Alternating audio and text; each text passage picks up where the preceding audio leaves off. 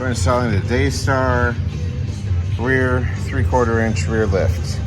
All it is a rear coil spring spacer, and we basically have to take the wheels off in the rear and undo. Here we are. We're going to take the wheels off, undo the sway bar bolts, undo the rear lower shock mount, and just slide that spacer in and then put it all back together.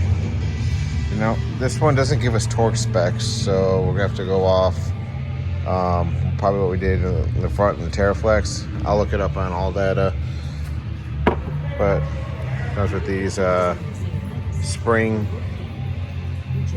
spacers. But let's start by setting this on the rack, getting the wheel lock key, and taking the rear tires off. Hold it.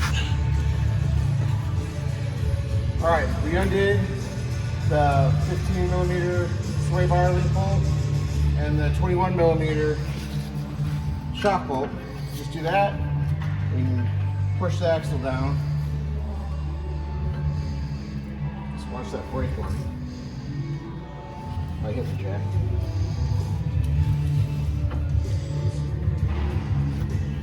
Yeah, hit the jack.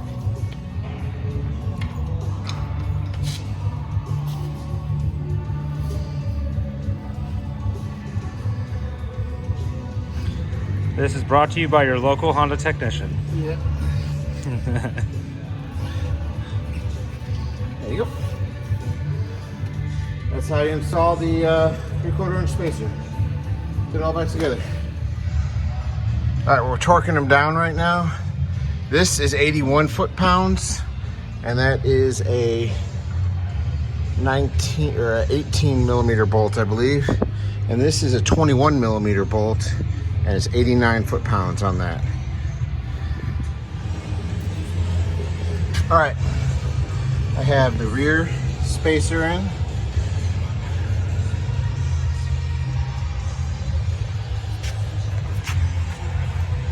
Let's come around.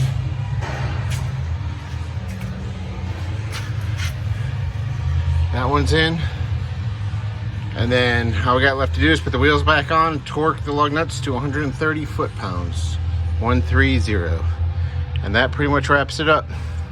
So to summarize, we have 130 foot-pounds, 81 foot-pounds, and then 89 foot-pounds.